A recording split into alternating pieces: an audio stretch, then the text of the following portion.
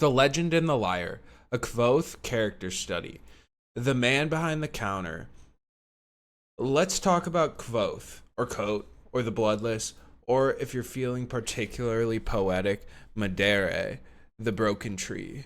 In a world of Patrick Rothfuss, the Kingkiller, we aren't just reading a hero's journey, we're watching a masterclass in PR. Kvothe is a man who didn't just perform legends, he architected them.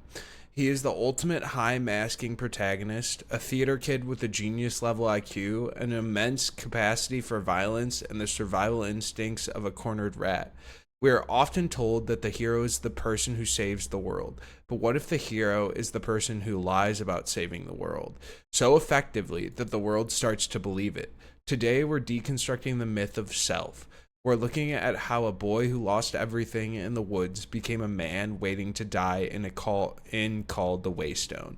Why did he do it? And more importantly, what does he have to do when the mask finally sticks? Chapter 1.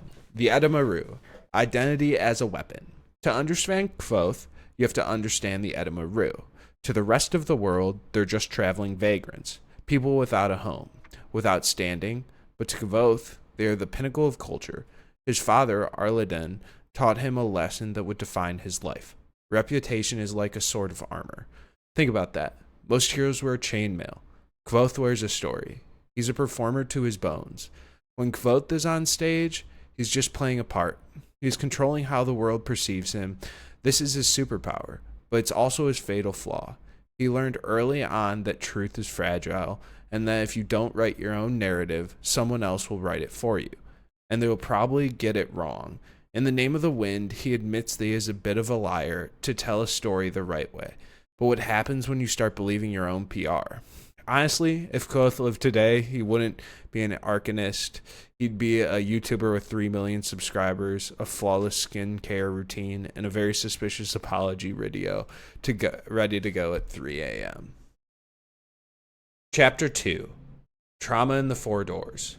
Then comes the blackening. The Chandrian massacre his troop, and Kvothe retreats behind what he calls the Four Doors of the Mind. He spends years in Tarbean as an automaton. This is the core of his trauma. The art of his character here is often drawn with hollow eyes and ragged hair, blending into shadows. He isn't a person here, he's a survival reflex.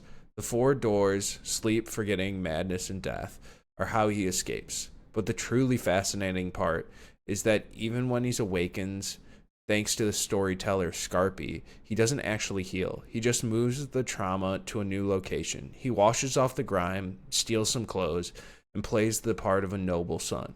He realizes that if he looks like he belongs, the world will let him in. This is where the mask becomes permanent. He stops being the boy who lost his parents and starts being the character who conquered the world. Chapter 3. The University. Genius versus Folly. Now we get to the university. Here, Kvothe is a walking paradox. High intelligence, high charisma, and zero wisdom. He's a 15-year-old in a room full of adults, and he knows he's the smartest person there. That creates a friction that drives the entire series. He challenges the master not because he's right, but because he needs to prove he's the smartest. This leads to his rivalry with Ambrose Jackus, who is basically Joffrey Baratheon if he had a trust fund, a better haircut, and a sadistic streak that didn't involve murder, just systematic ruin. Kvothe's main hobby at the university isn't just magic, it's finding new and creative ways to be broke. He's the only person I know who can invent a revolutionary medical device like the Bloodless, which literally stops arrows in midair and still ends up eating nothing but charity soup for a month. He prioritizes his ego over his survival every single time. The art of this period captures his arcane reputation. We see him with his loot, his eyes turning a darker, more dangerous green when he's angry. This is the Bloodless myth, the idea that he's invulnerable, but it's just that, a myth. Every time he builds up the legend, he chips away at the man underneath. Chapter 4. The Woman, the Moon, and the Willow. Kvothe's relationships are the mirror of his soul. First, there's Denna. She is a symbiotic pursuit. They move towards each other but never quite touch. She's a wanderer, a fellow trauma survivor who uses names and masks just like he does. Their dialogue is like a Modigan court dance. 7 words, 10 words, all subtext, no vulnerability. He loves the idea of Denna because she is such a mystery to him, as much as he is to her. Then the Ari. If Denna is the moon he chases, Ari is the willow that protects him. She is the only person who sees his arcane mask. When she names him her Sirade, a figure of holy justice, she recognizes his extreme justice sensitivity. Ari doesn't care about the legend. She cares about the boy who is much of the oak. She's the only place he can truly be himself, which is why he runs from it. Vulnerability is one thing Kvothe never learned how to master. Chapter 5, The Fall from Kvothe to Kote. By the time we reach Wise Man's Fear, Kvothe has a Shaed, a cloak of shadow and moonlight. He's a warrior of the Lithani. He's met the Kvothe, the malevolent tree that has poisoned his fruit. He has become the person he wanted to be. But look at him now. In the frame of the story, he is Kote.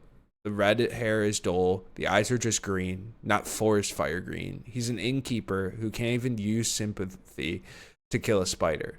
The mystery lies in the thrice locked chest, iron, copper, and an invisible third lock.